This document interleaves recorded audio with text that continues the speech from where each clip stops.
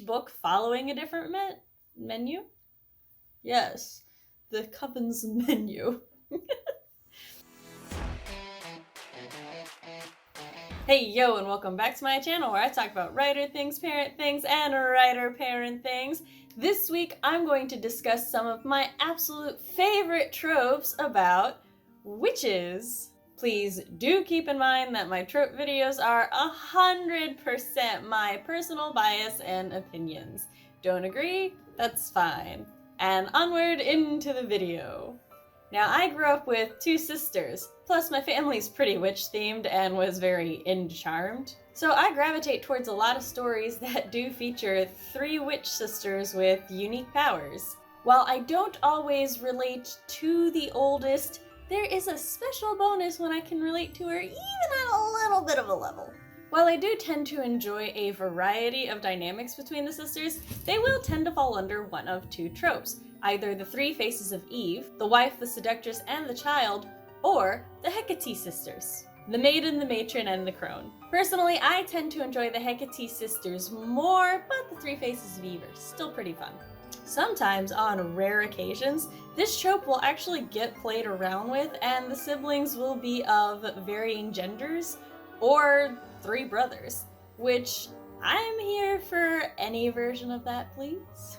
So go forth, writers, write them. Viewers will know that I have a special bias for sibling tropes. I mean, the first trope in this video was a sibling trope, and so is the second.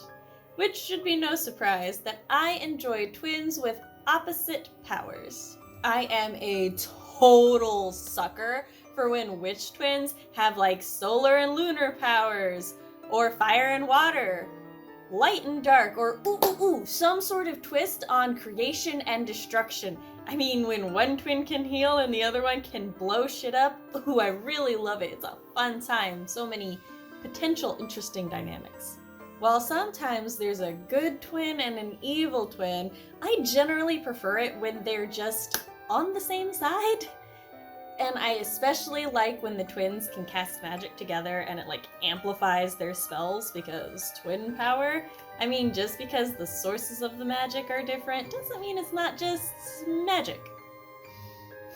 Ah yes, Covens, so rarely used unless there's something for the protagonist to try to fight against or to break away from their rules and traditions, which is very disappointing to me because Covens are basically supposed to be like families. They support and empower one another. They're supposed to band together to protect each other from outside threats. I am so here for stories with supportive covens. I'm aware that a lot of times the covens are put into the negative light or set up as the antagonist because tension and drama, but like, instead, they could be cut off from the coven. Or maybe the coven is in danger, which I have seen done very well several times now. The main point is that I really love found families and, just families doing stuff in media together, so of course I'm going to love a magical equivalent to this. I mean, shit, there is series potential here. Either each book could follow a different member of the coven, or we could have one MC and each book is about them helping a member of the coven in some way. Yes, I should write this down. No reason. So, witch is actually kind of a vague term. It's used just to mean like magical woman with powers, or could be used gender neutrally, which I definitely prefer when it is used gender neutrally, and I do that myself. That whole ramble was kind of just to get to the point that this means the sources of their power can vary widely. And one of my absolute favorite sources of their power is nature. And I don't necessarily mean, like plants and stuff like that, but that's good too. I mean when the witches have just such a strong connection to the natural world around them that they can just step into a room or speak to somebody and tell that something is wrong or something is off. These are also usually the ones that make salves, charms, potions, and are concerned with the balance of the world around them. Not gonna lie though, I also really like when a story takes this and breaks it down even further. So we have covens that draw on specific different natural resources, like a coven with fire magic or a coven with water magic. So many options, so little time to write them all. Another source of magic I tend to really enjoy is kind of the exact opposite, when witches rely on an outside source to give them magic, such as making a deal or a pact with a demon or Satan depending on the story. I've seen some discourse around this lately, and you know what? I'm never abandoning this. After all, Hocus Pocus is by far one of my absolute favorite witch movies of all time. And the Sanderson sisters are very, very devoted to their hellish master. One reason I tend to enjoy this trope is because, while yes, this could mean that the witches are evil, it could also just mean that happens to be the source of their power, and the witch themselves could be like neutral or good leaning. I mean, like, what if a witch makes a pact with a really bored demon, and then the demon follows them around, and you can have like either a little buddy duo story or a horror story in the making. Also, Satan generally gives very little fucks what anybody does once a deal is made, because he got what he wanted. And for even more fun and intrigue, witch worlds can just have different sources of magic within the world, and then you can have like some sort of witchy wars, or like, hey, I serve under Demon Lord A, you serve under Demon Lord B, so no, we can't be friends, but secretly we're the best of friends, or love interests. So many options, so many. Now, witches don't always have familiars, but when they do, I love when they can talk, even if they're only talking to their witch. Isn't that right, little one? Now, witches don't always have familiars, but when they do, I really love when they can talk, even if the only person they can talk to is their bonded witch. The dynamics are super entertaining. You can have a sassy familiar, like wise old guiding familiar, or they can just like shit talk the witch's friends that they don't like. Like, oh, they're here again. With a guiding familiar, they could be a wonderful source of wisdom, like way older than the witch in question. They're calm, protective, maybe got a little bit of a paternal thing going on. This would be especially great with an orphan witch. Then we also get a chance for the familiar to be injured while they're trying to protect their charge, and it's just, it gets me so much more when it's the sassy or the grumpy old one. Oh, I just love bonds so much.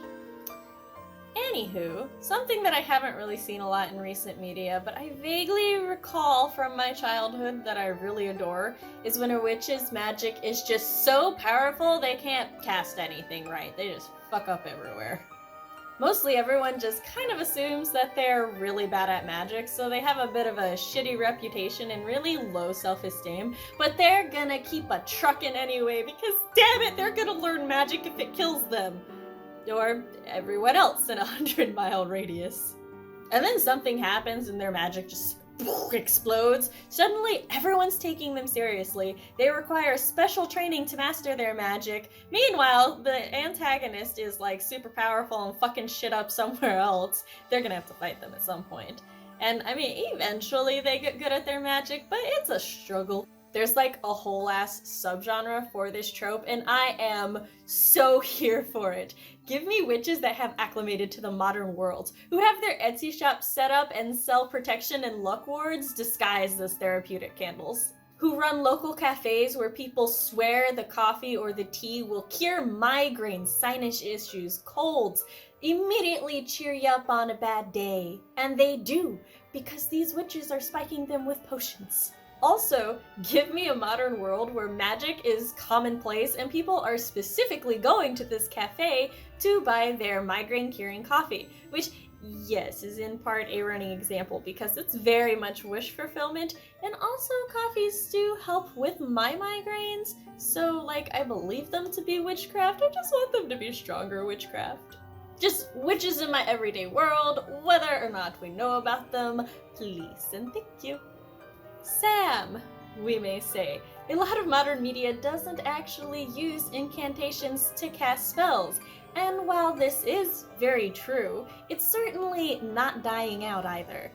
For this trope, though, we're going to pretend that the fictional world absolutely requires incantations. Does not matter how much you will the spell to work, if you do not say the incantation fully and properly, it's not gonna work.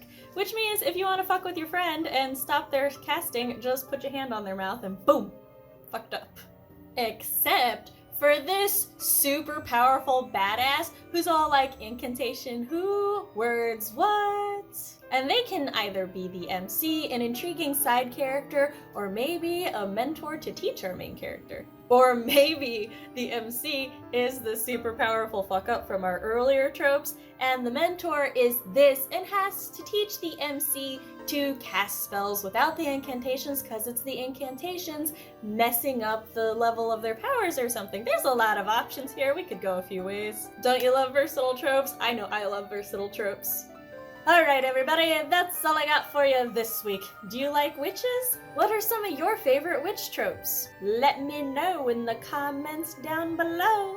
Remember folks, if you're curious about my writing, you can check out my website samanthaalnasset.com. I have short stories posted there. Or if you want to stalk my social media, that's cool too, at Samantha L. Nasset on Twitter, Instagram, Tumblr, and Facebook. I host live streams every Monday at 7 p.m. Central Standard Time. I also post videos on Wednesdays. Please remember, if you liked this video, to give it a like, maybe subscribe to the channel, and ring-a-ding that bell so that you are alerted when my live streams and my videos go live. Hope to see you soon. Sam out.